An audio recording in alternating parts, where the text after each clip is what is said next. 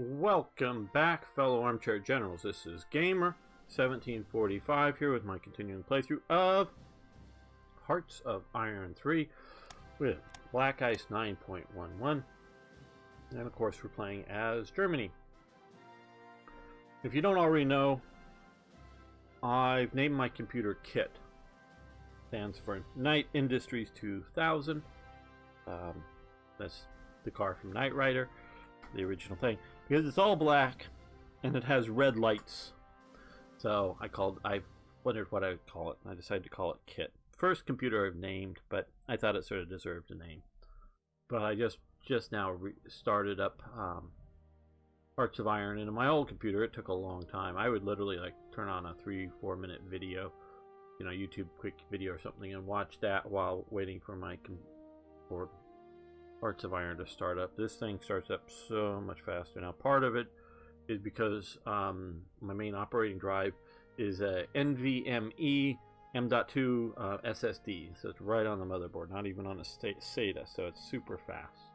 So it really helps, and it's also, I haven't done any modding on it yet, but once I get doing that, I gotta, you know, test this out, test that out, and you know, how many hours, literally hours I spent waiting for Hearts of Iron to load and test this, and did it work, did it not, okay, yeah, let me go in and then tweak something, and then start it again, then start, you know, just having to do it so many times, load either from a save or something else. This will really help out, get you more videos and get you more mods to play. It'll be much better, or more stuff in the same number of mods. Okay, so we can get Austria now. It's May 38th. That's about the right time here for us to do so. We've gotten permission from Mussolini to allow this to happen. I explore that whole, not as heavily as I've done with Czechoslovakia and the Sudetenlands and whatnot, but I've definitely done more for the Hearts of Iron 4 version of TRE, with Austria including dealing with Mussolini. So you'll have that to look forward to someday when that is out. Okay, so let's grab this. So we will, the Anschluss of Austria, which really was a military invasion. Now it was a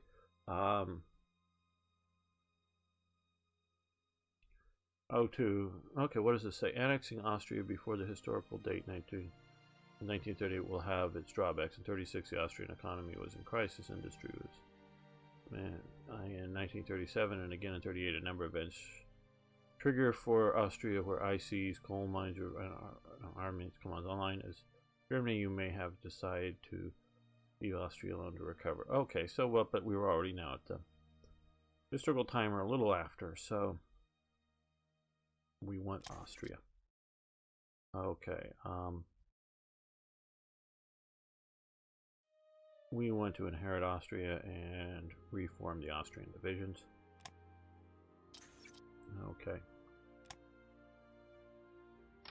which gives us this sort of reasonably cool OOB of units here.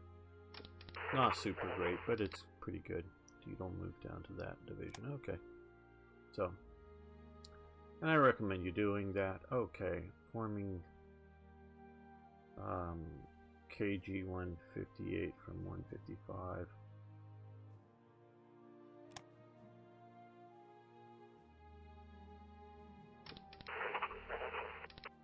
Bomber Command 55. Okay, well, we're gonna lose all that? I don't know.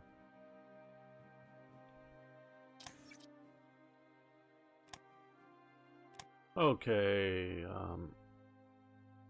Kampfgeschwader 158 was formed in Vienna Neustadt on the 1st of February 1938, renamed the Stab and 3 group, and main aircraft was that. Okay, the Donia Do-17. Okay, so we lose all of those and gain this. Oh, bummer. Well, okay.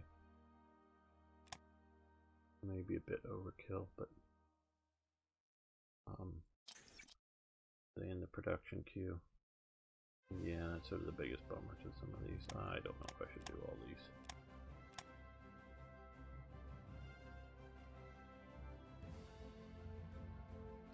Put them on the map, I would be perfectly happy with that.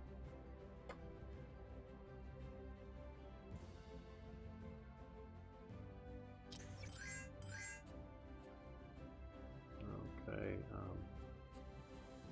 materials, Austria, metal, okay, or Latvia I should say, and Estonia, okay. Gun turrets have advanced, very nice.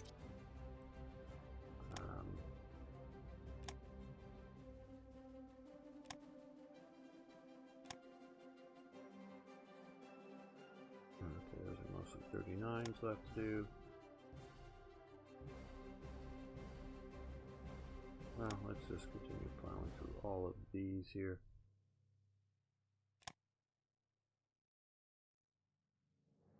And we have a few more probably because we have more leadership from Austria.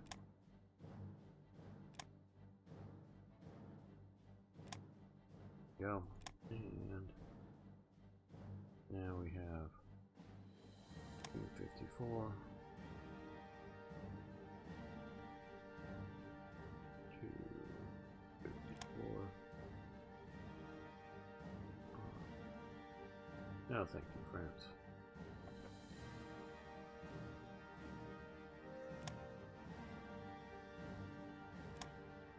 Oh, we're now at 513, so we jumped up in high seas, of course.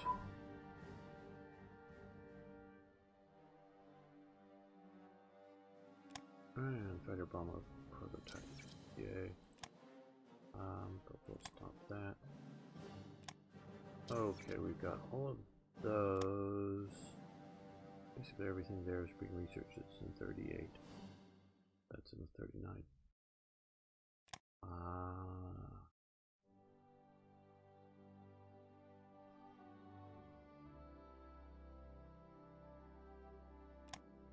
think everything here we've done that's 38. That we want to do right now, at least. Oh, we haven't done this. Okay.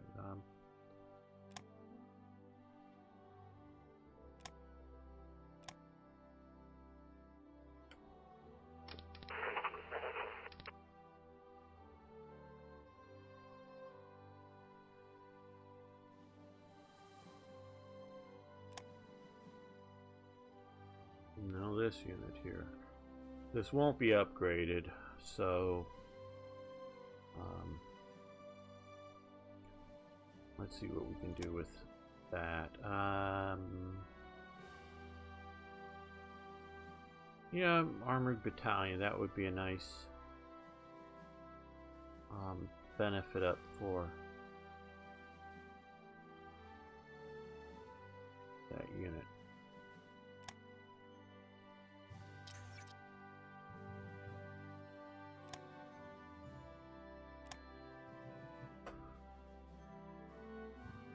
Give us a decent armored division.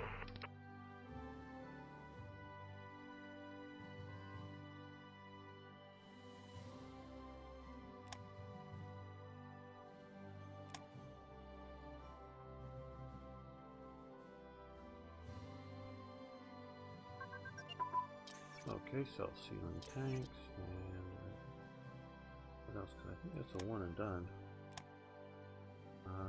But I don't know. I guess it isn't. No, it isn't. Okay, it's two.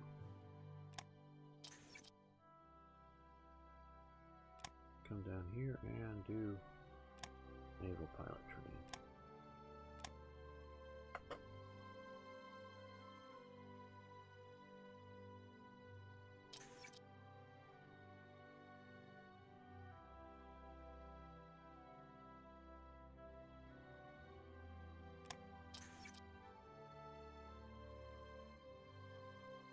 Of Munich.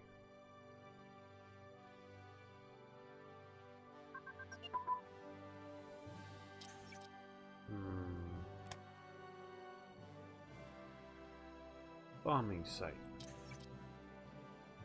is about the time it's happening pretty well. We sort of did Austria a bit late, so.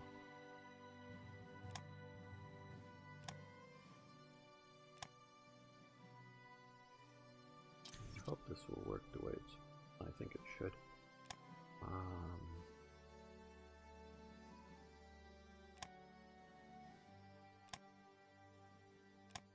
Okay, and again, we're going to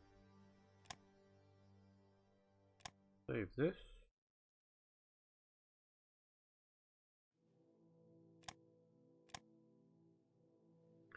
Okay, let's do this. Yeah, this is the way it should work.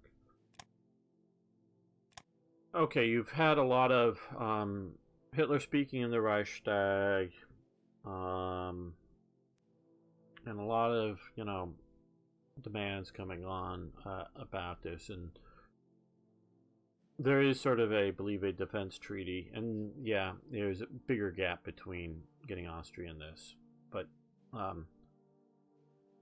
so this is coming along, and Chamberlain wants to come and mediate peace.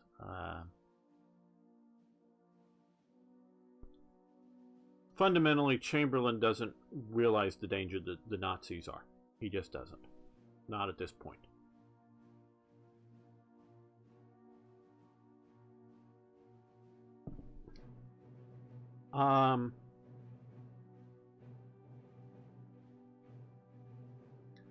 People don't want to believe horrible things. And so people like Chamberlain and others think, they hear Hitler say all this stuff in speeches and go, oh, that can't be true. He's just playing to the crowd. He doesn't really mean it. He's not, you know, completely nuts or completely evil or whatever it is. Because I'm a reasonable person, he must be a reasonable person. So we can work things out. That's how people want to view things.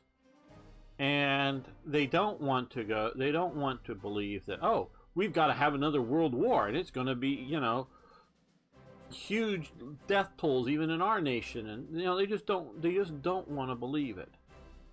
And so Chamberlain and the British leadership didn't want to believe that Hitler was a threat. Well, he's coming to being a threat, because if France is going to protect Czechoslovakia and go to war, and Britain's going to be part of it, there's going to be another, at least, European war, and it's going to be messy, and it's going to be very messy, and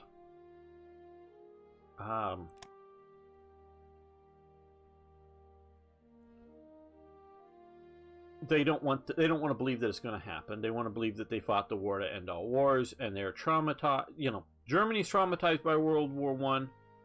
Britain and France are traumatized by World War I in different ways, but they're all traumatized by World War I. And so they see their own, if you will, psychosis, national psychosis, in the others. And now Germans were also terrified of going to war with the French and the British again. They did not want to go through that national horror again either. But they reacted differently. So you're on the brink of another war. So Chamberlain, I think, realizes this at this point, and realizes that Britain isn't ready for a war. And whether France is or isn't, Britain isn't. So he wants to negotiate a reasonable peace that would give national self-determination functionally to the Germans there. He wants to do that to avoid war and settle issues. And if he can do this and get Hitler's promise, he will think he succeeds. Now, I think he still may think that there's likelihood of a war, but I think he also thinks Hitler's going to somehow abide by his promises here.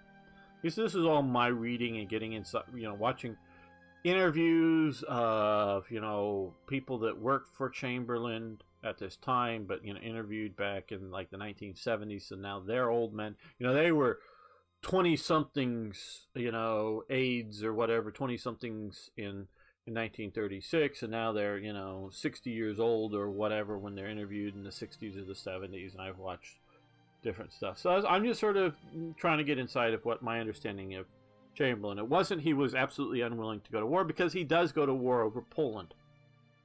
And after this time period, he starts to build up Britain's military capabilities, because he sees the possibility of war coming.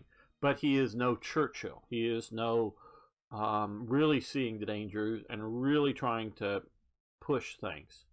He's trying to mediate things. And then, of course, that's Hitler, that's Chamberlain, that's Ribbentrop.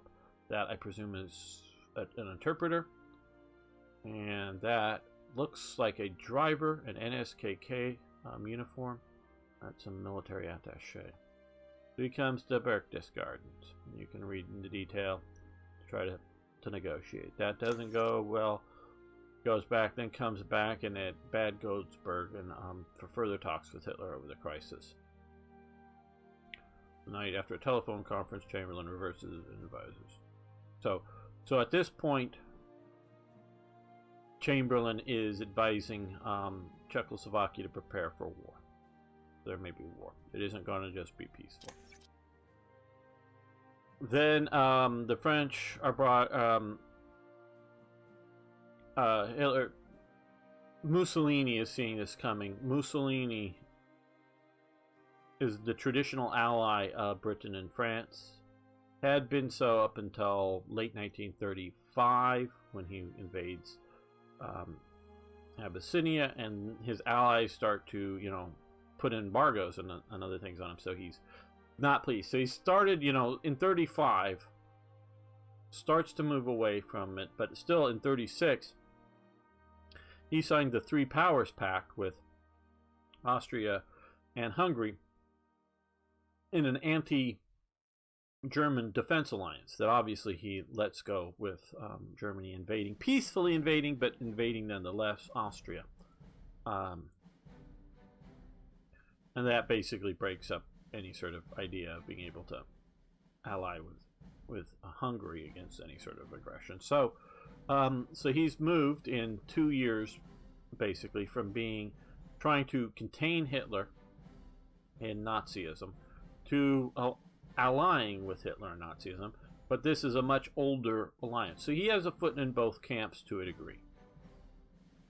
Also, of course, Mussolini is busy with 3 or 4 divisions fighting in the Spanish Civil War pretty hotly too, which the Western Allies don't like. So he's moving away from that. So he sees himself being drawn into a war, and he knows Italy is not prepared for a war this time.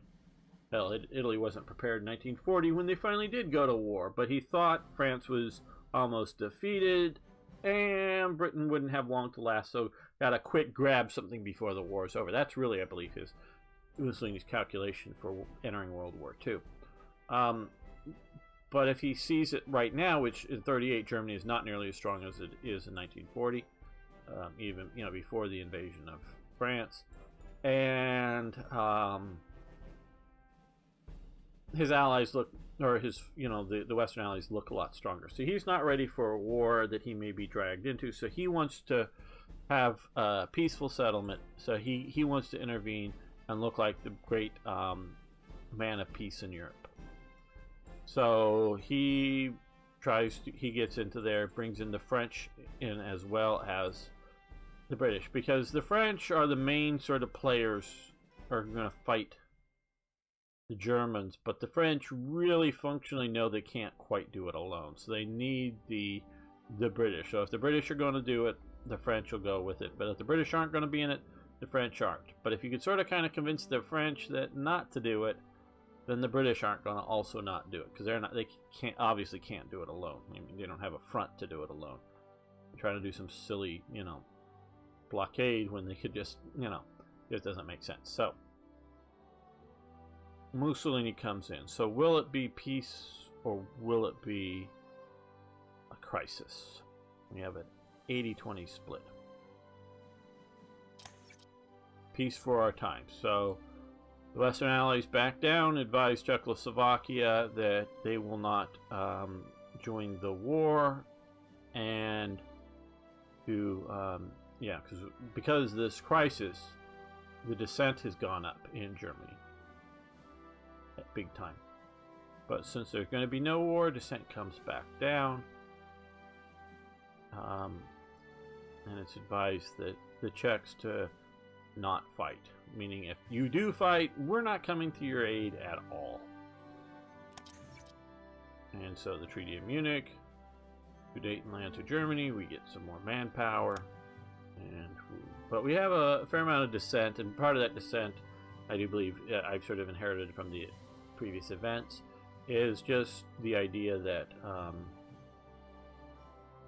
you're integrating new territories into your country and your political thing. So it's just not so much that it's dissent, but it's just disruption. And I want to force you to spend ICs to reduce it. Light cruiser escort. Cool.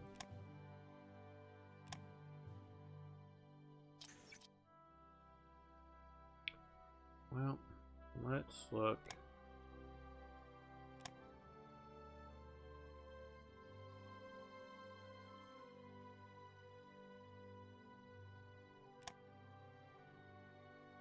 We'll go with, we'll do tack bomber. Got a lot more of them. Oh. That messed me up at all of them. Okay, good. Yeah.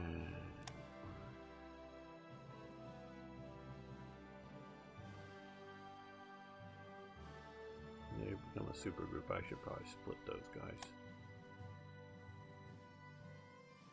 So now we've got the Sudetenland, which doesn't help us a whole lot. I think this is the most profitable bit down here.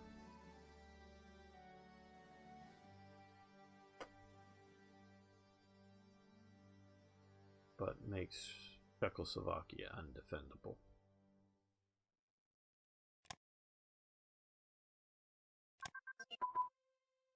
Okay, radios have advanced. Good. Electronics. And we will switch that down to airplane radio so they can talk to the ground and to each other. And somebody stole some of our blueprints.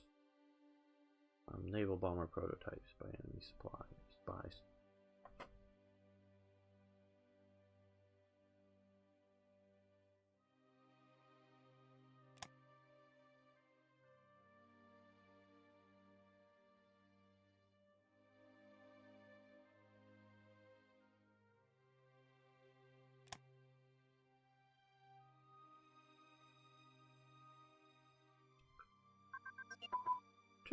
Artillery flexibility. Yeah.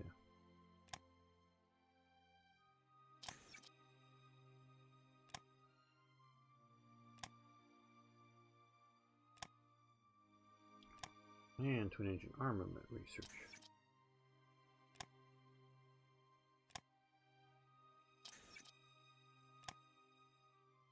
We're almost there with that, but let's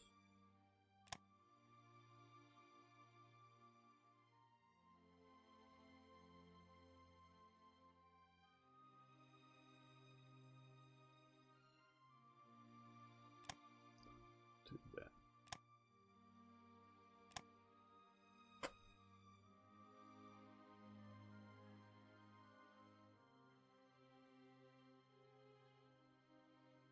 Oh, and this really pisses off the Czechs. It really pisses them off. Just got a bunch of more of our different mines and steel mills and all that kind of good stuff. Tactical Air Command has advanced. Good. Let's come over here and do air superiority tag and air superiority efficiency.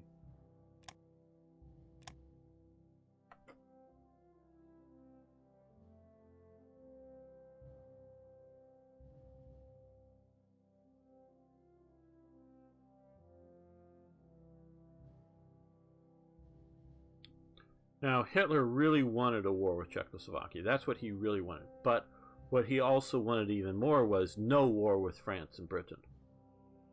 So he didn't get quite what he wanted out of this Czechoslovakian thing. He has the Condor Legion moving around in Spain here. At any one time, there's probably not more than 300 soldiers, army men, that are advising, training, and supporting Franco's forces.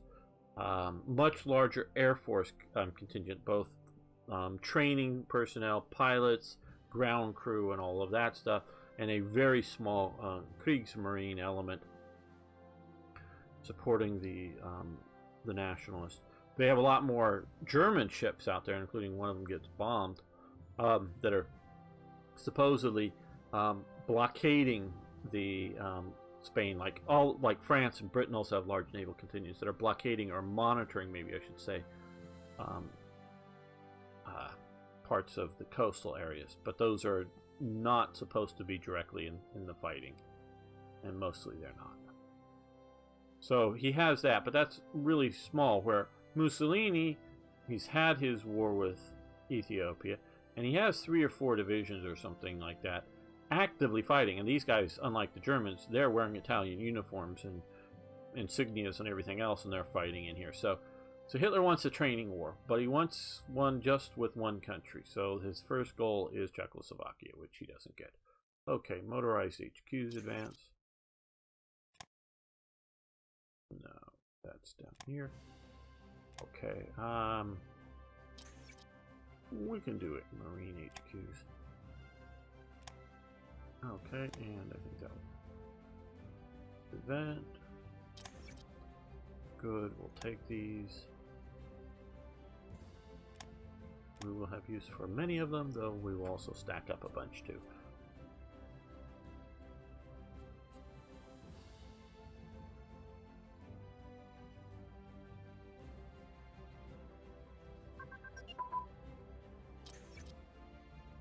Okay, battle commander recognition, great. Stop that.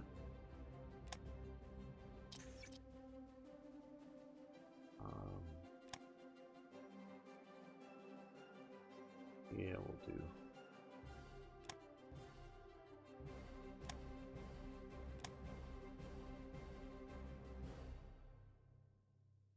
Okay. Yes. Forming that doesn't remove anything. Great. Good. And send resources to help Franco.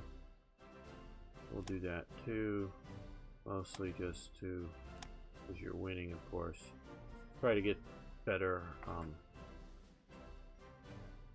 relations with Franco. Try to get them in someday. To the Axis.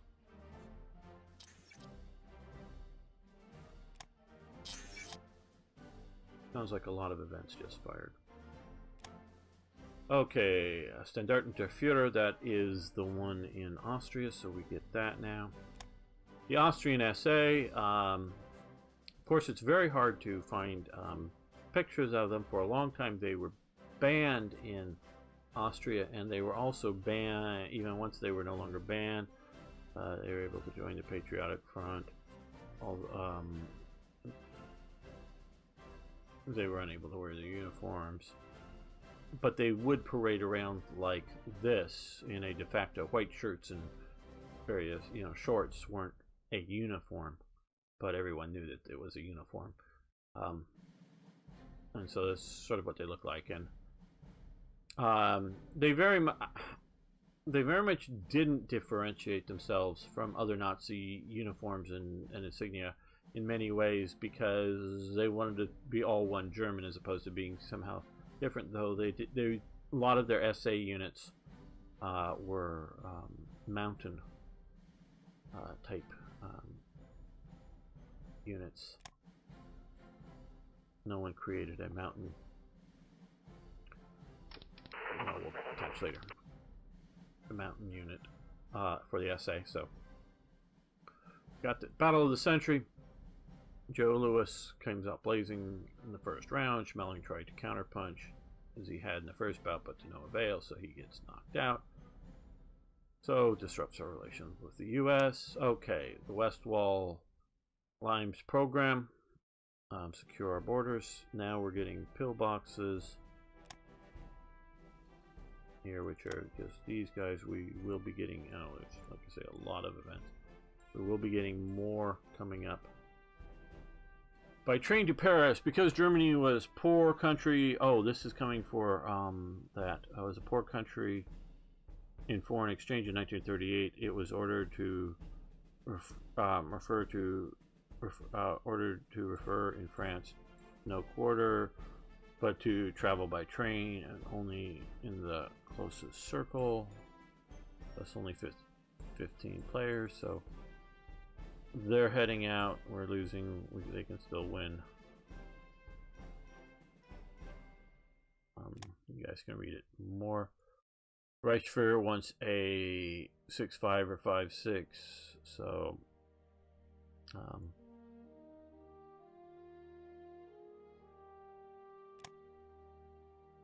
we're gonna see. I think that's gonna bump up our stuff, but we'll see how that goes. Maybe I should have read more of that. I don't know.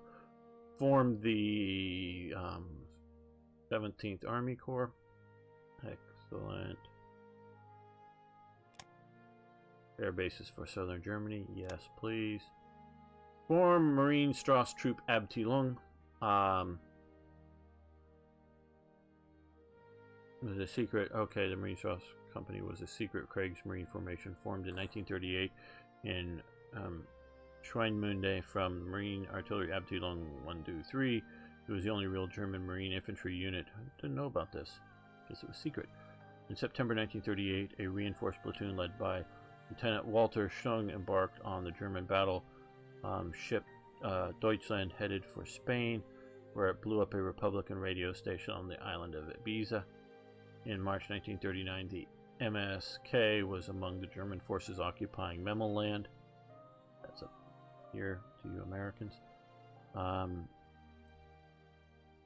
the 24th of August 1939, a 230-man strong MSK embarked on the German minesweeper M1 in Memel and was transferred to SMS Schleswig-Holstein in preparation for the German invasion of Poland. Schleswig-Holstein was doing a port visit to Danzig at the start of the war. In the early hours of September 139, disembarked from in order to attack the Polish fortress at Westerplatte and the Danzig harbor. So we can create this assault force. Cool. Didn't know about that. Thank you. Learned something new. I'm guessing it's over here, is it? Or it's in the production queue.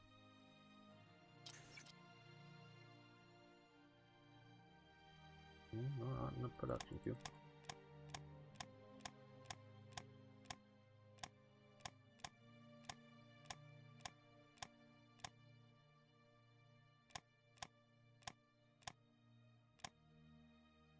Okay, well,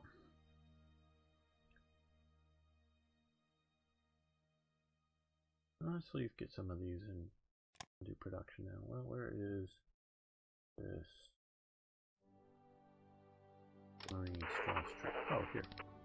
Okay, so we have a Marine Commando unit. Cool. And we have this Army Corps here. Well, that looks like a pretty cool Army Corps. And we have over group here, SA, basically run out of SA leaders, so we may have picked up a few more that showed up later. We'll attach that to the headquarters of the SA. Is there a closer one here?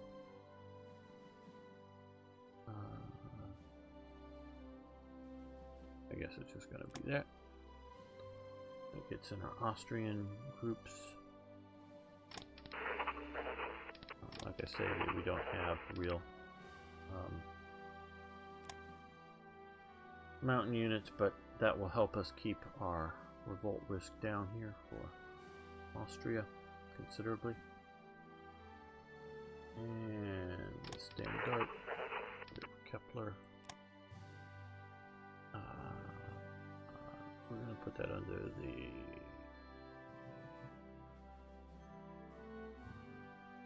SSVT inspector where it belongs. And of course, OBS is the Austrian command.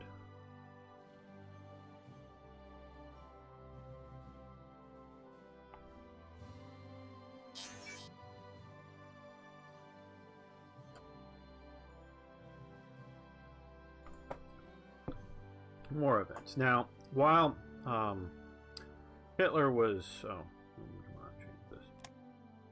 paying the Kaiser's, the Hohenzollern Kaiser's bills in exile, he seizes in Austria all of Archduke Otto of Habsburg, the other Kaiser, claimant to the throne of Austria, but the other Kaiser, property. So they see he's been living in exile since like the end of World War I or whatever.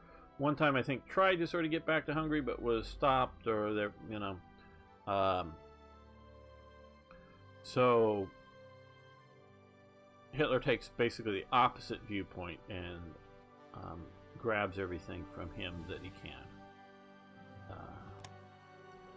The Manchuria Aviation Company, would like to set up a long-distance route between Hinkin, I don't know, and Berlin. They would also like to purchase some Junkers Ju-86Z1 transports. That's what they look like. It would improve our relations with both Manchukuo and Japan. Now, that's the aircraft. Germany did sell them. They even, it was such a big thing in Manchukuo, they made a stamp out of it. With, you notice the 86 there. That's the Rondel for them at this time. This was a, shall we say, a paramilitary. Japan isn't, or Germany is, or Japan isn't doing very well here, as we can see. They haven't pushed very far in this game. Okay.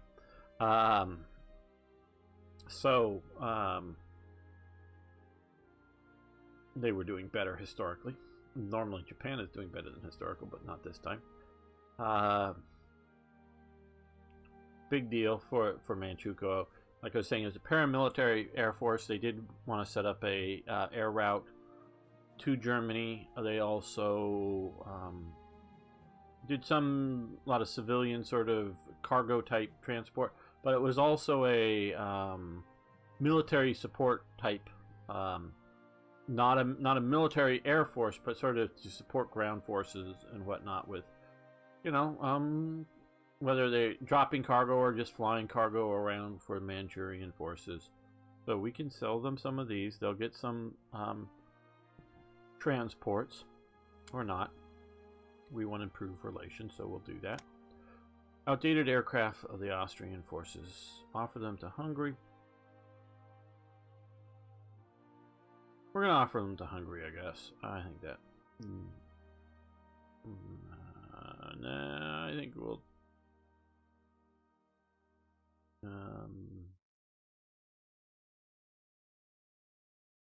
Hungary's going to come along just fine. We're going to keep it.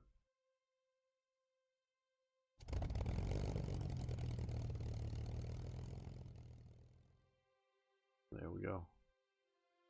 Fighter bombers.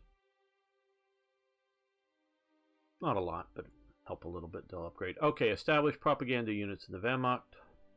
In mid-1938, the OKW and Goebbels' Ministry of Propaganda agreed to establish specialized propaganda units in the Wehrmacht, which would be military controlled, however, instructed by the ministry. So we get propaganda. Good. Hitler enters Vienna. Oh, this is cool.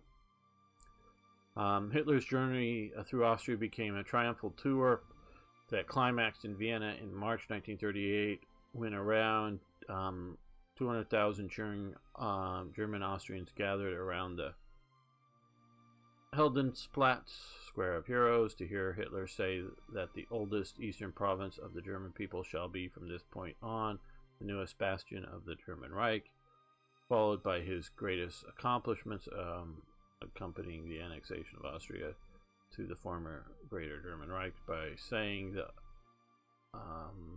bunch of German, blah blah blah blah. We gained popularity for the Nazis. Okay, reorganize the Austrian police command structures. Yes, want that. That will help with our revolt risk here even more. Kriegsschule, Vienna, Neustadt. All Wehrmacht officers in World War II had to pass through yet. And so we have another school. But this is the Austrian ones. Wehrkrest 2. Okay, was German military districts. Wehrkrest was responsible for recruiting and drafting and mobilizing German soldiers in the army divisions. It was a very efficient method of military drafting and training. Okay, so we've already had a similar sort of thing for the rest of Germany. This just sort of does it a bit more for Austria. Formed the 18th Army Corps. Yep, we'll do that. I guess it's a mountain unit. Looks like it. It's from the photo. Air bases in the former Österreich. Yes. Which remember comes down here and put to the top.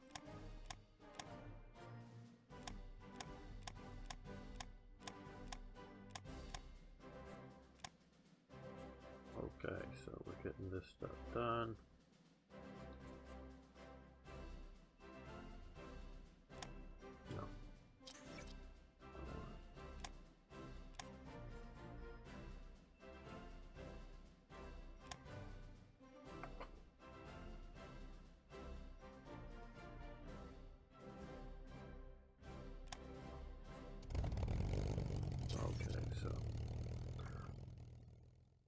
Heinkel, Scherwetz.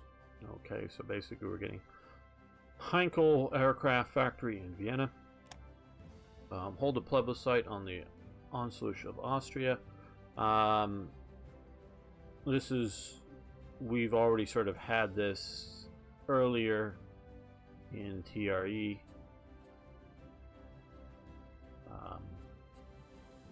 Because this is the same plebiscite, but this is an event now happening after this. I think this is GGA, I think. But yeah, we've already sort of had this event. All that should really be pushing support for. It's only 40. I would have thought it was more. I would have thought it 50 plus. Veterans Award by Pétain. I'll have more to say on some of French collaboration later on, but Pétain very much saw the threat of Nazi Germany, and diplomatic report, Marshal Henry Pétain today called upon France's 4 million war veterans to resume the mental habits of a World War soldier and to work quickly to unite the nation in the face of the threat of war with Germany. First, we must reforge the united national soul for our Frenchmen. Now, remember, France is riven by factionalism. You know, from all kinds of, left groups, communists, anarchists, syndicalists, whatever it may be, to monarchists of 3 different branches, sort of like you had the 2 different Carlists and Bourbon. You have a similar sort of Carlist and Bourbon split in France, and then plus you also have the Bonapartists, and then you have, so those are sort of on the traditional right. And then you have, various fascist organizations on the, the new right, the alt-right. It's the alternative to the right, if you will. And then, of course, you have, market forces, right-type elements too, and all kinds of stuff. So France is almost more worried about fighting itself, though they didn't go to civil war. I think they sort of got, I don't know if close is really the right term, but I could see it as one of the major states in the 36 to 1940 time period to have a civil war, where I don't see a civil war brewing at all in Britain at this time. Now, if you want to hypothesize changes of events in the 1920s and the early 1930s that then they could have maybe been near it. Yeah, okay, but if you're starting with a historical 1936 start, not going to happen in Britain. But I could maybe, and I'd have to look into it a little bit more, but I could maybe see it happening in France, because that's the way. Just, all it takes is, a few more deaths by one side or the other that then has a few more counterattacks, and, you could have a sort of a breakout civil war kind of thing. Now, it might not happen so bad if the army were to step in, but the army might try to stay out of it. Go, oh, we're going to protect the French nation. You guys just sort of battle it out in the city and figure out who's in charge. I don't know. So France is getting a warning about the real threat is Germany, not fellow Frenchmen, kind of thing. And so he's trying to get France to be prepared. They don't listen to him in any real sense. Just in case you didn't realize this. Okay. Sort of went to a little bit of this before in the recent episode when I was talking a lot about markets and economies and things. Now, as I said, we have a situation here. The National Socialists, they can build the factory that's going to build the Volkswagens. They got the money to do it, one way or another. Printing it up, like I say, just adding it to the books, or whether it's tax money from different people or companies or whatever. They've got the money to do it. But they also want to do several other things. One, they want to get support from the people. And part of the way to do that is, we're going to give you a better life. Support us and we're going to give you a better life. And I know I've been talking about the ideology of the Nazis. And earlier when I was talking about, Chamberlain, people don't want to see the horror that is coming and want to disbelieve things. But, the Nazis come right out and tell you that they want to have a war with the Soviet Union and they want to get rid of the Jews. Early on, they aren't quite saying exterminate the Jews, but they want to get rid of them from Germany. And people don't believe them. Even the Jews in Germany don't think it's going to be that bad under the Nazis. They just don't want to believe that this is what's going to happen. But people come out and tell you right out to your face. So when you have a country that shouts, "Death to America, death to America," a lot of our diplomats and a lot of our government, oh, that's just to stir the people up because their domestic policies are just, people are having such hard times, and it's an authoritarian state, and they're trying to make up an external enemy just to sort of, motivate the people to support them, to support against this external enemy.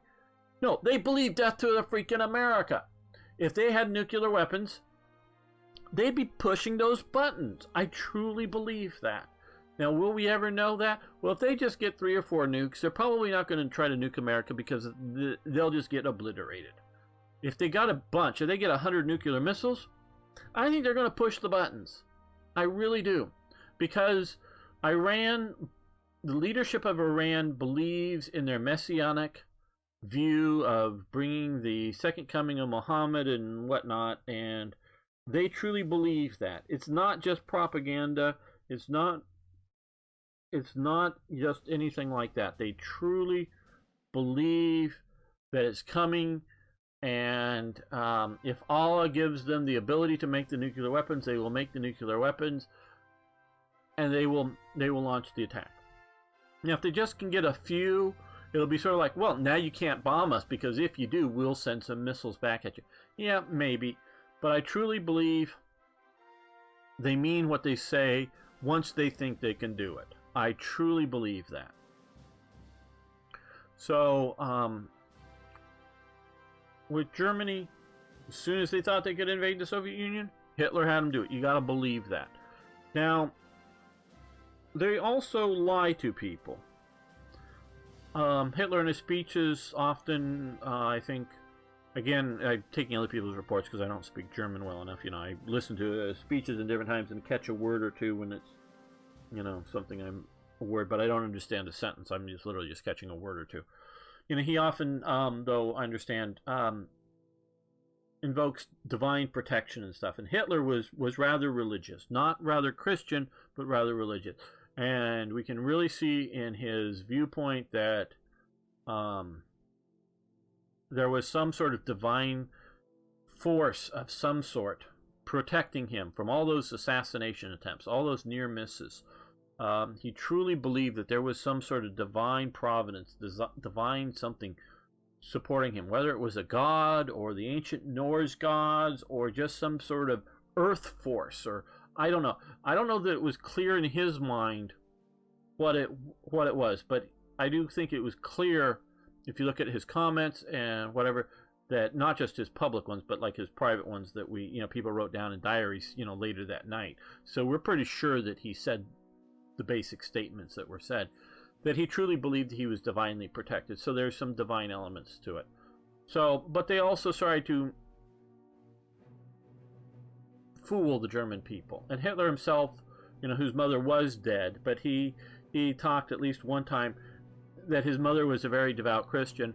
And that was okay, just like many devout Christians in Germany. That's okay. They're just going to die off, in a natural death is what he saw. Because like his mother, when she gets old enough, she'll die off. And we're just going to raise the youth through the Hitler youth to be non-Christian. So that's how Christianity was going to be gotten rid of in Germany, basically. Wasn't going to be death camps. Wasn't going to be shutting down of churches. It was just going to be that they were going to educate the youth to ridicule and dislike Christianity and to support National Socialism. And it's an ideological, racial mythos, National Socialism, that they were going to have, that was going to be introduced over the years. And that's how they were going to get rid of Christianity. But they didn't want to tell everybody that, because it would have horrified many of the supporters, especially rural supporters of the Nazis, that liked the general programs of national renewal and other things like that, but they were sort of devout country folk, and they just didn't pay attention to some of this stuff. And one of this current book that I'm reading about the essay, they periodically talk about Christmas celebration, and whatever. And I'm thinking, no, they weren't celebrating Christmas. They were celebrating Yuletide. Now, the SS had special Yuletide candles and other things that were very paganistic. And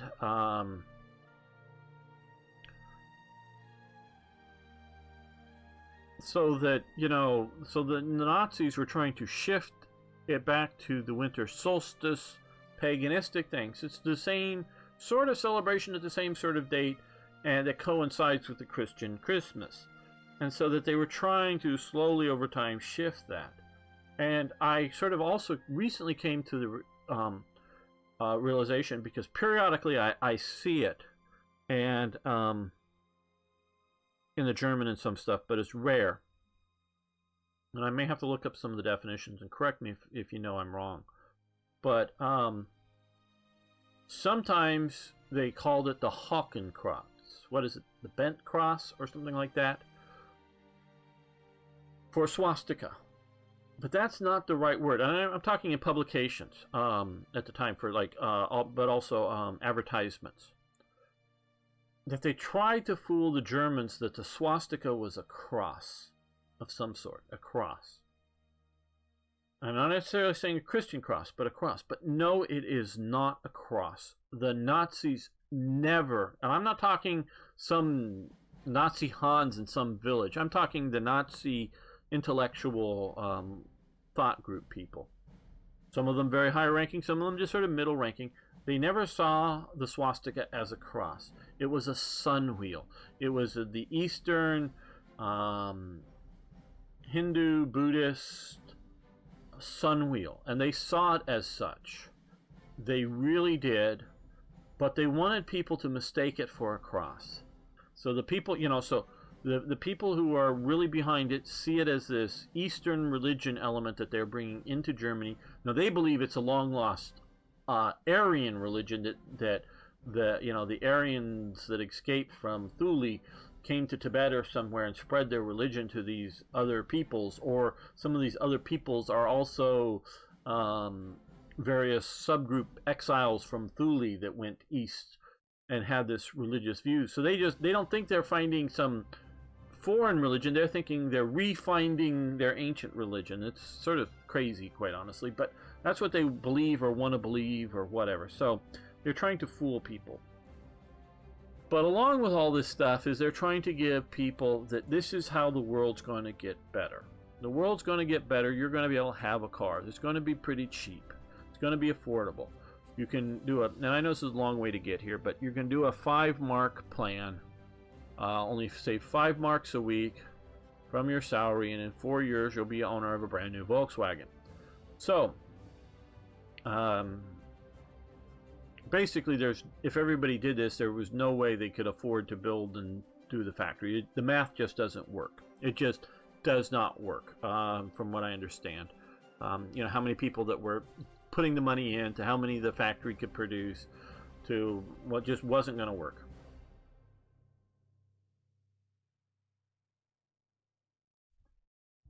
Now, of course, once you're 2 or 3 years into the program, they can come out and modify it and change it and whatever else. But the idea was in about 4 years, lots of these cars would be running off the production waste. Now that would be in 1941, 42, depending on what date and when you start this.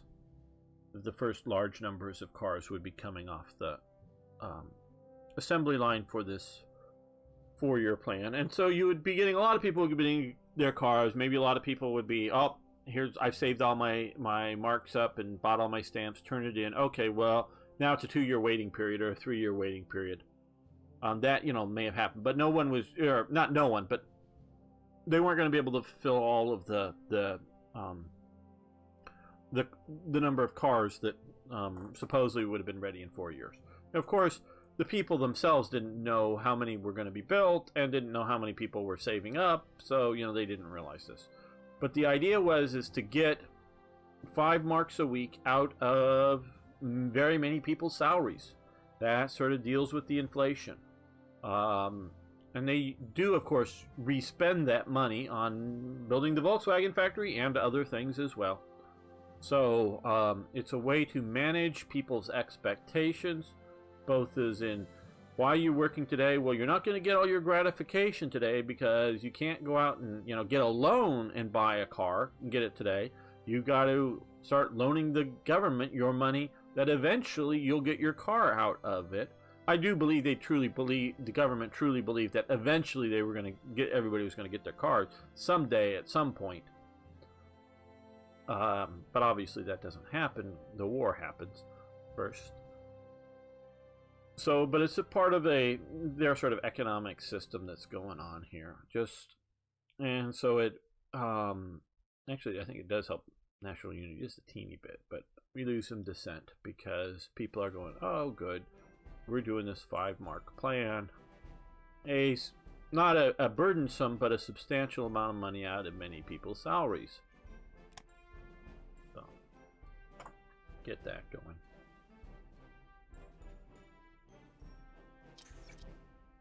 First round, Switzerland, Germany. Hitler's expansionist policy has cost a lot of sympathy in the neighboring countries. Quite a few of the 2,000 supporters who had traveled in special trains were attacked and spat on in Paris. When the team entered, bottles, eggs, and tomatoes had been thrown. An unworthy framework for a World Cup opening match, which also did not arouse any applause. Which, of course, I think this was written by a German. Sorry, or maybe written by Google Translate from a German. The early German lead of Koblenzer Josef Gauchel resembled somebody before the break, and since there was no more goals, it went into overtime. The sweltering heat remained 1-1. Bad climax of the first round. Okay, yeah. It was a very severe test. Okay. Daily descent.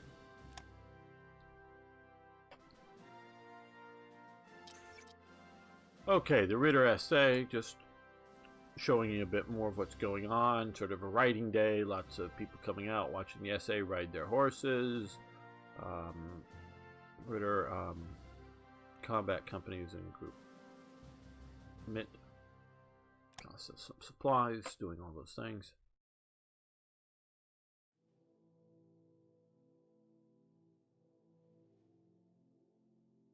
So the essay is being its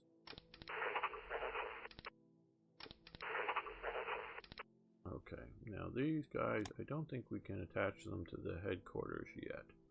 We can attach them straight to the top of the SA once, or to the SS once we get that. Okay.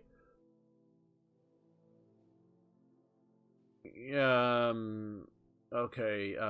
The clinic in Tehran, or the university hospital, has been planned by the Iranian government in 1928, but it took almost a decade to choose the architect and finalize the preliminary studies. The German architect Ernst Kopp, pictured there, was selected for the project architect. The Philip Holzmann AG got the contract for the construction of the hospital. It was the first clinic in Tehran, and later became known as Tehran's 500-bed hospital. The University of Tehran acted as the local partner of Philip Holzmann in the construction supervision. The project will need support of the Reich and would improve our relations with Iran. So we can build this, cost us some supplies, metal, and energy, which we can all afford, and it'll improve or not. And that's a model of it. So it's a 500-bed hospital in Tehran, to be, at least for the time period, I understand, to be rather modern setup. Obviously 500 beds isn't a huge percentage of the Iranian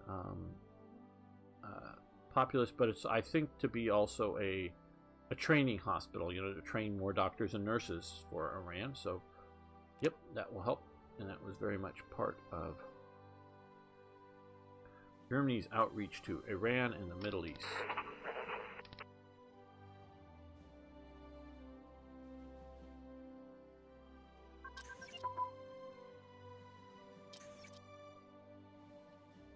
Okay, SA Marine, or Marine SA. There was both inland Marine SA training centers on lakes and along major rivers, and on training vessels and other small vessels in coastal regions. Should we increase and expand the Marine SA training program? So you can see here, this is on some sort of inland lake, or you know, it says where it is there, but you can't read it now in the postcard that I got a photo of. Rather inland in Germany. You can just barely make it out here, as I can sort of point it out. You can see coming straight up here, that's a mast with the cross trees going across there where you have the sails, and the rigging to sort of mimic a ship. It's just on land next to the water, but so, you know, sort of to, you know, one of these guys just train on rigging and dropping the sails and bringing them up and doing that stuff, and then going out and boating on the lake. And that's, you know, happening interior to Germany, as well as they also own a few, not many, and I think they also go out and, whether naval vessels or other private vessels that weren't theirs, but, you know, loaned to them as well. But I believe that's one of them that was actually theirs, owned by the Marine SA. And so it's basically a training program for the Navy and for coastal duties, but it's also looking inland, and, you know, they had the different sort of Nazi flag, and they had different collar patches with anchors, so we can keep training, cost us some supplies, gain us a little bit or not. We'll continue to do it. And what was our tech that we just got? Okay, camouflage design increased to 1. Okay, I think we're going to stop that for now at least. Yes, definitely, because it's 41. And, well, we've got all those.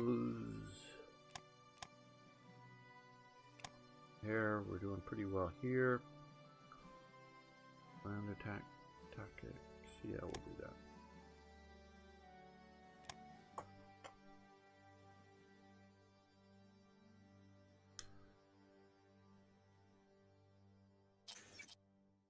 Okay, first round. Germany, Switzerland tied over time. Hungary, Dutch, East Indies.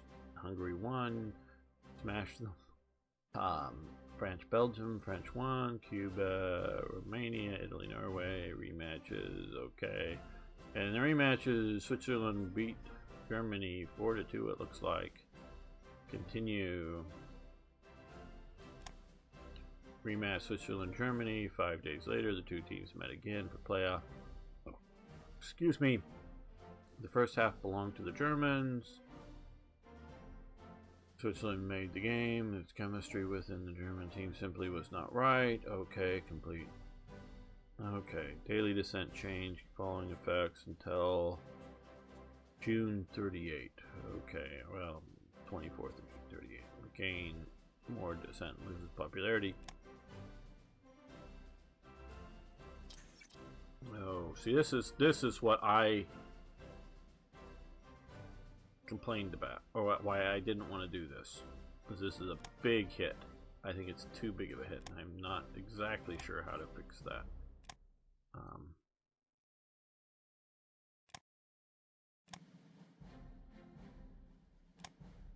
Oh, this is... Now we can do this.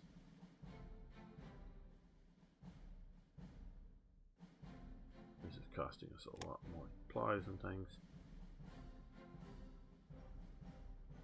Okay, we want to do that.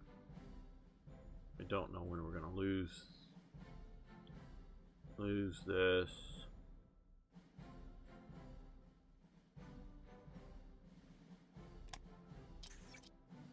Okay, PD Tanganyika.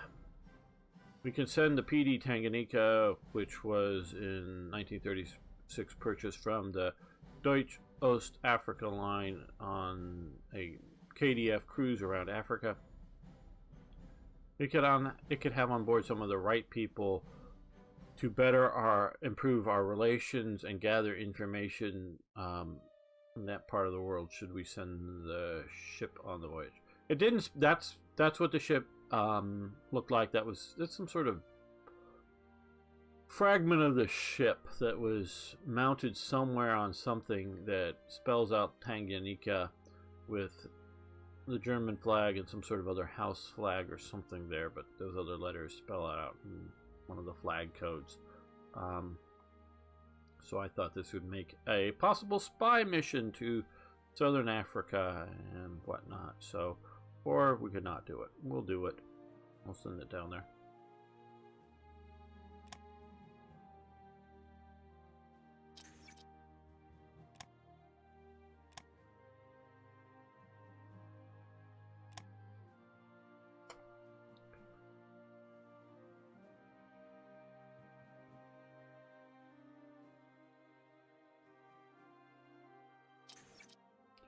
Okay, Goering orders all Jews to get out of Austria.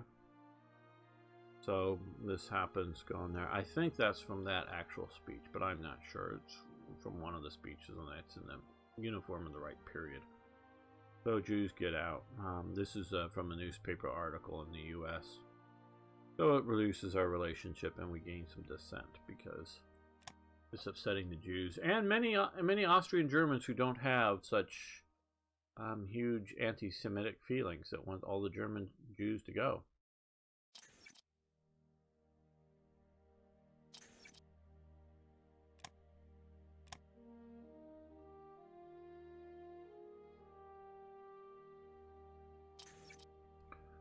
Okay, this is another interesting Daimo. The Seagull is a magazine from right here in Zapat. It's sort of a holiday town. Well, we can spend some money. Sort of this is what's going on. That's sort of the casino there. It's one of the sort of reflecting pools, not a swimming pool, but a reflecting type pool. You can see the night done up there. You want more info. The idea that they get travel from all over the world here at this time. Well, not all over the world, but all over this region, shall we say. So it's also a National Socialist playground. And I thought this was, that's Goering visiting it there. Well, it's still, it's part of, it's in the zone of the Free City of Danzig. And so it's a, Danzig, all over Danzig there's swastika flags. It's a very German-centered town, even though it's under Polish, well, not, well, it's under a Free City of the Free City of Danzig under the League of Nations thingy, but the Poles are still sort of in charge here too. This is the sort of German automobile club thingy, the DDAC flag. But I also thought it was interesting that this was a a magazine. They snapped a photo with the German flag flying, but the other one was the American flag, and I thought that was interesting because there's got to be very few Americans. In 1938, that's when this particular issue thing was made. We're coming to this part of the world. Just really, coming to Poland. Very few, but so why did they pick that flag? I understand why it's not the Polish flag, but I just thought that was interesting. Why it wouldn't be out, I don't know, Sweden or some other regional group, but maybe there's some sort of, because America is generally speaking not overly happy with Germany now. Now, they're not overly mad at them either, but they're not like, best buds. But maybe there's some sort of neutrality, meaning you're not favoring any of the other international guests or something, like why is it Sweden when we're Estonians or whatever it might be. I don't know. I just thought that was more interesting than anything else. It's also sort of done health spa. They really like this stuff, and I guess we still have aerobics classes that you all do the same thing, and at least women all do the same thing and all at once.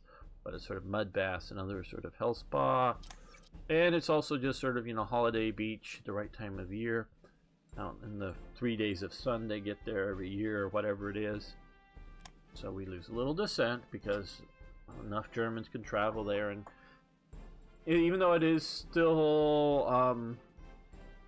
it's outside of Germany, but it's still German speaking. They still sort of, without over huge Nazi sort of influence, like you got the gambling casinos and whatnot, that you're not gonna, at least I don't know of any ongoing casinos inside of Germany at this time.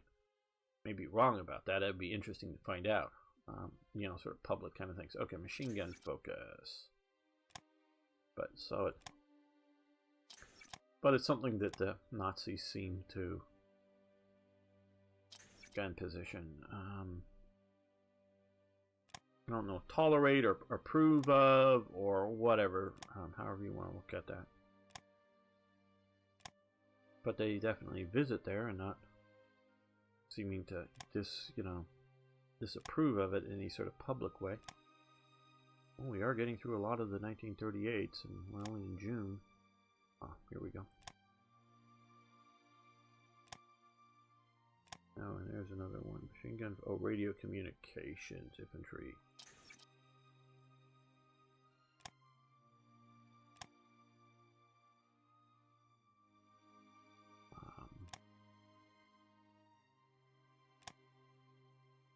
Let's push ahead on basic education, because that will help us get that earlier. Help us with a lot of other stuff. And I guess we still have more.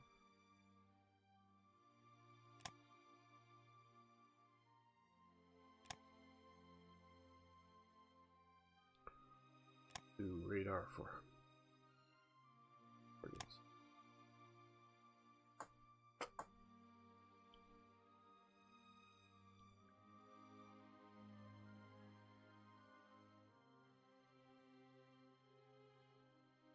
Just in researching all this stuff for the mod, I've just learned so many interesting things to me. Things like the Zapot.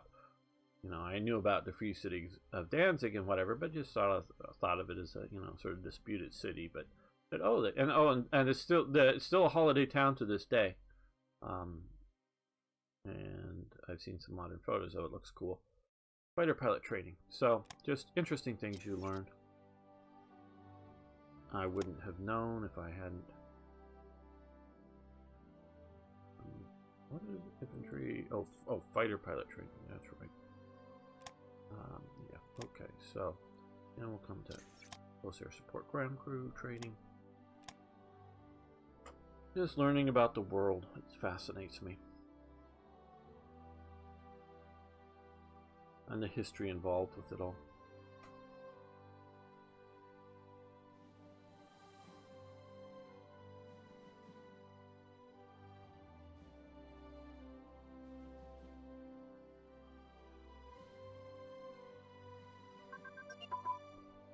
Okay, grand battle plan.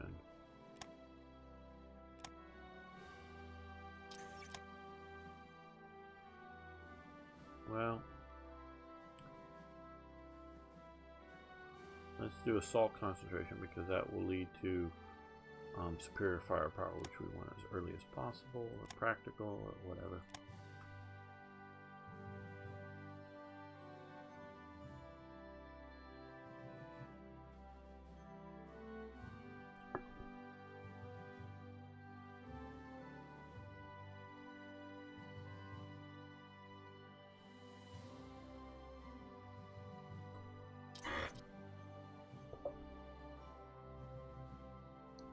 World Cup. Oh, we got more factories, it looks like. World Cup 1938 is over in 18 games. Players Brazil or Italy, Hungary, and Brazil. 1, 2, and 3. Okay. We're still needing to put way too much into consumer goods because of that. All right, whatever.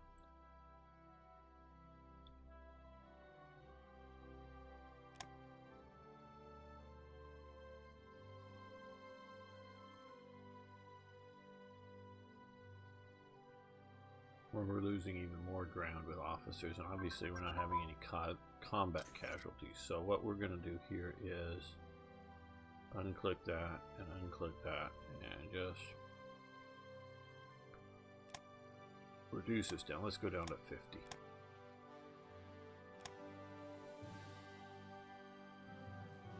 And industrial efficiency advanced, so we'll, I think, end that. Yes, it's too far ahead.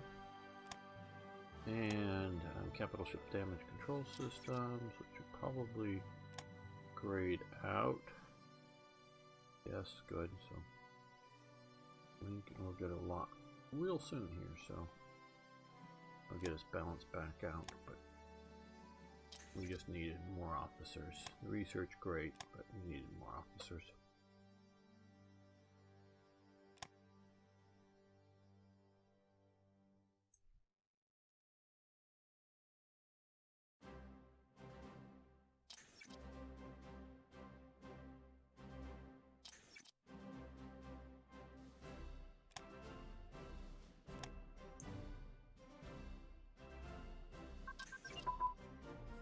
And large caliber machine guns and cannons and our fighters, and it's one and done. Now what's the other one? Tank radio communications.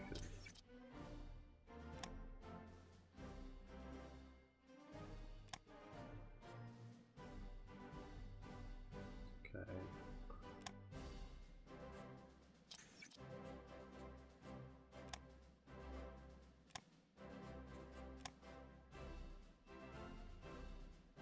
Okay, the 7th U flotilla.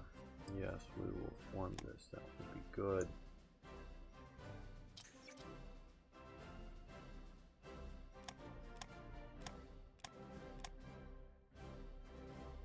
That's that. 3 U-boats. Good.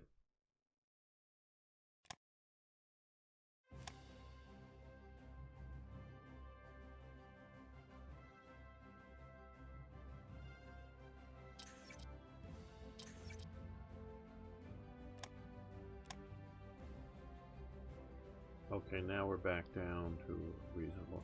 It's not forever, but it's just a huge hit to me. For a football match. Yeah, I know to you Europeans it means a lot. I tweet with a few other, mostly British people, and they're like all this whatever Euro song, and what nation singing what song, and it's just like, yeah, and they're saying, yeah, you American, just be quiet, just don't get into this or something. When I made one comment, it wasn't any sort of too harsh of a comment, but it was like, yeah, you American, just stay out of this, okay, because I don't get that you have a song competition between nations and what they sing, and what just doesn't make any sense. If you like some song, you like it. If you don't like it, you think it sucks. And what is it? I don't know. Don't get it. I know you're like all now. Oh, but it's the whatever. We don't get it. We think it's stupid. That's different because it's a national song and it's different than whether it's America's Got Talent or Britain's Got Talent, or there's like other Got Talent, or other sort of talent shows, and it's that singer performing. It has nothing to do with national songs and other things. The talent show is a different thing. Now, I don't watch those talent shows either, but I get the point of, oh, here's an undiscovered new talent. I get that, and it's supposed to be entertaining. I just don't get the Euro song thing either. So I just think it's stupid and silly and ridiculous, and I think you're stupid and silly and ridiculous for really caring about it, if you do. I'm not saying you do, whoever you is watching, but then again, that's just my American prejudice, and I can think you're stupid, silly, and ridiculous for caring about it. That's what's wrong with the modern world, is that you can't have those thoughts and say those things without somehow being, I don't know, wrong about that. No, you can do that. You can think people are that way. Infantry unit training advance. Okay, that one was able to display properly. Well, let's do this. Get that one going. And there's another one that probably wasn't able to display it. Rolling artillery barrages. But okay, maybe no, it's not behind there. That is over here, I do believe. No, come on, click right. Okay, there we go. Yeah, we'll push on for Blitzkrieg doctrine. Brazil considers admitting Austrians. This is also from a U.S. newspaper. The Brazilian Foreign Office is considering admitting refugees from Austria. I don't know if they followed through on this, because I just have the AP report there in an American newspaper that they were considering this. There had been and as you well know, even a lot more, as I had made 2 videos that never got, and they were crappy videos, I totally get that, but didn't get very much view on it. I've now thought, now that I have better recording software, remaking the sort of my critiques of hunting Hitler, but the main reason I don't is they get demonetized by YouTube because they're all filled with Nazi stuff. And yeah, and it's anti-Nazi, but it's all filled with Nazi stuff, even more so than this. So I probably won't do that.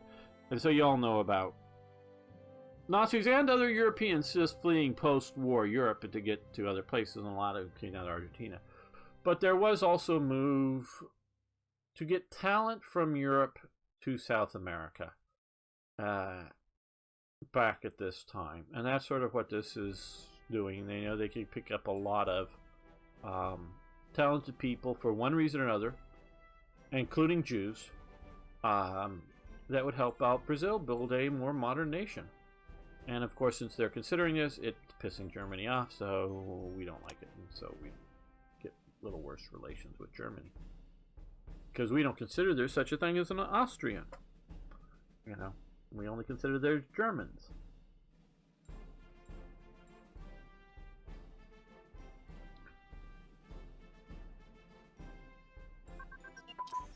Fighter ground crews. Good.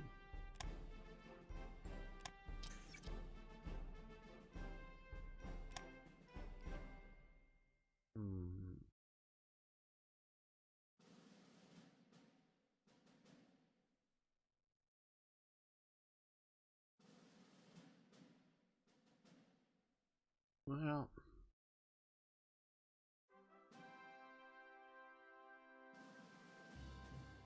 let's do that. That'll help our naval bombers. And now what can we... Oh, another artillery.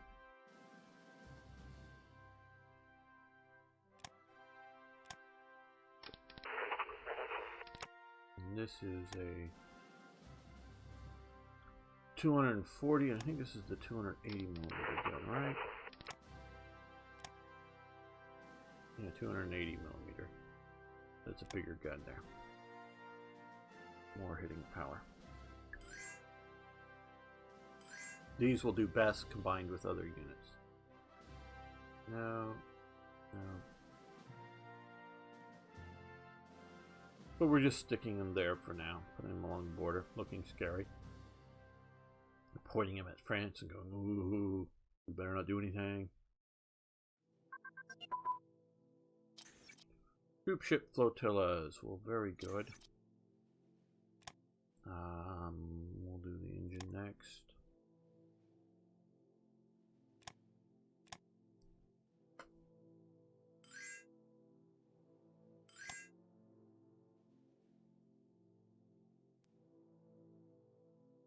Okay, no, we'll end up taking yours after a while. Turn manpower back to the pool. Good, we got 7 more manpower. Finland. Sure, you can have some energy. No, thank you. Okay, armor unit combined arms. Very good.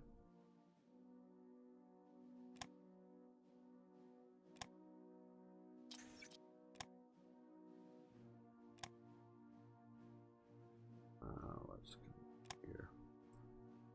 Prayer pump doctor.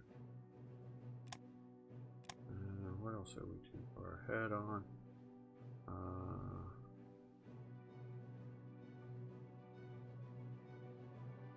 Oh, sharp pump doctor. Are we too far ahead on that? Oh, that's 41. No, we don't want to do that. I was thinking it was 39%.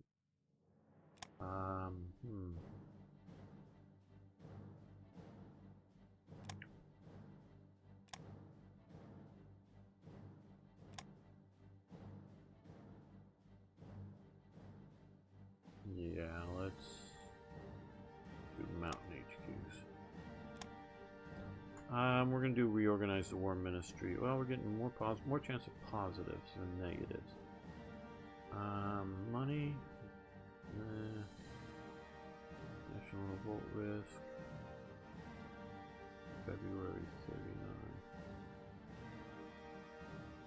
39. Now we're gonna do this again, it's a bit, whatever. And build more air bases down in Austria. Trust me, when you need an air base, you need an air base. And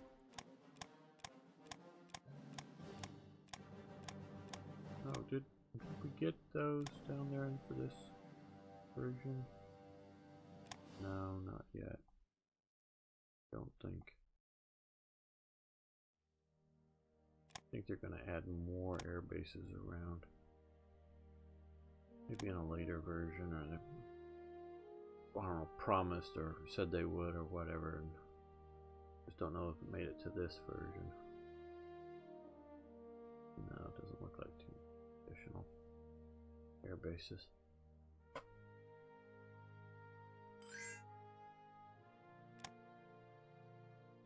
No, thank you.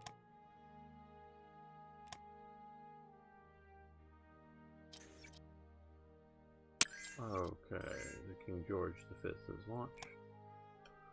And on the 14th of May 1938, Breslau Elf played for the last time in a paired match against England in Berlin. It was defeated 3-6. German team has become great unknowns in the World Cup, thus the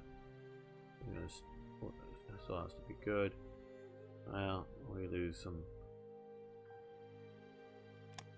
popularity, which isn't good. Okay, Norway, rare materials, no.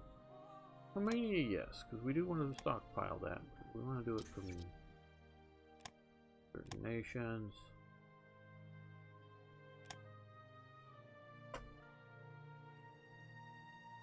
Particularly ones we want to draw into the Axis. Okay, medium fuel tank, which now allows us to research a lot more types. So they're 39s. Not that that's a major problem. I'm going to do a 39. Let's do fighter prototypes. Those are, I think, more critical to be better than other people's, as opposed to just good enough. Japanese youth leaders from various organizations have come to visit our great nation. This delegation is led by the department chief from the Japanese Minister of Culture. So they wear special uniforms, come over to Germany, improve our relations with Japan. The German Mills operation, I just thought this was interesting. One of many magazines covering the Reich stands agenda of blood and soil. Now this I really didn't realize as much when I made this event as I understand now about it. Blood and soil is a very central, and like sometimes you just have to listen to what people say to understand what they mean. The blood and soil element agenda is a core element of National Socialism, or of Nazism. And they mean race and soil. Blood and soil just sounds cooler, but they mean, and rhymes better, I guess, in German. And they believe the sort of peasant farmer, lovely airplane going over. Don't know if you can hear it. But, no, that's actually a helicopter. I'm trying to think of the best way to how to say this. The Nazis wanted to go back to a peasant farmer for providing food for Germany, and German peasant farmers. They didn't like this industrialized agriculture, this monoculture. They wanted this, but they believed in blood and soil. And I'm trying to think of a good way to try to quickly or say it another way. They believed race and earth vibrations would make things better. That somehow there was a radiation, not like radiation from a nuclear bomb, but some sort of radiating force from the earth to the right race. And if the right race, the correct race, the good race, farms the land, that they would get better, they would magically help each other out. It's this weird sort of philosophy as that they draw sort of physical power from the earth, both the earth as in the planet earth, as well as the sort of soil earth coming out, and there's this sort of race and soil together, and that you would have this sort of mystical bonding, mystical power bonding between the two if they could just get back to this right thing.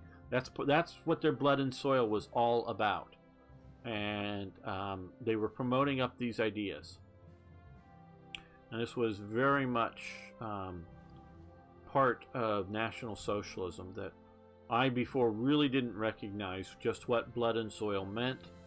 I'd heard the term, and I just sort of thought it was sort of like race, our race, and on our land, just the idea of we need living realm, Lebensraum. No, it's this blood and soil kind of connection that the Nazis believed in. They really wanted to go back to peasant farming to provide food for Germany, and they wanted to do it in a very holistic way. It's really sort of weird, but you just listen to it, and it's there, and it's not necessarily shouted out in magazines such like that, but you find articles like that in these magazines and publications that cover this in various forms. And there isn't necessarily just one sort of thought on this within the Nazis. There's different sort of thinkers and people proposing this, but so long as you are generally on board with the idea of Nazism and blood and soil, you're good. Just come out with your hocus pocus and we'll promote it. German-Polish trade agreement, economic agreement, and the payment of goods signed in Berlin between Poland and the Reich. Okay, so we send them some supplies, some energy, and money, and we get back lots of rare materials and some metal, and improves our relations. Or we can decide not to do it. We'll do that.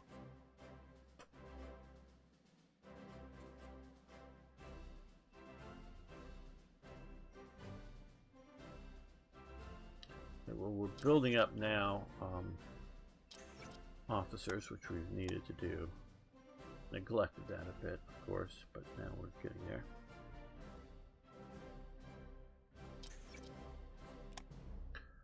And the Zeus Z1, one of the, according to this, was the first freely programmable computer in the world, which used Boolean logic and binary floating point numbers. However, it was unreliable in operation due to the precise synchronization required to avoid undue stress on the mechanics. This was a mechanical computer as opposed to an electronic one. No relays were used. The clock frequency used was 1 gigahertz. And it was completed in 1938 and financed completely from private funds. So this is basically a mechanical calculator of a type Boolean logic computer. Obviously, you cannot play Hearts of Iron on it at all, but it's moving along to better research, and so we get that, which will help our mechanical computing. Let's quickly look. We're here with 1940, and we have none research there. Yes, I know that's way too ahead, so we'll get this, which will then get us to there. Now, that's also with our penalty for going too far in advance, so we don't want to do that. So we'll wait and come back sometime in 39 and do some more research and get a next level of mechanical computing. And I've just been having so much fun, and I know it's gone on too long, but it's been fun talking with you all and playing. I'm sure to let this game go on. So I want to thank you for watching. Thank you for liking the videos. I do appreciate that. And of course, if you haven't already, please subscribe to the channel and post questions, comments, suggestions, ideas, corrections. Love hearing from you. See you next time for more Hearts of Iron.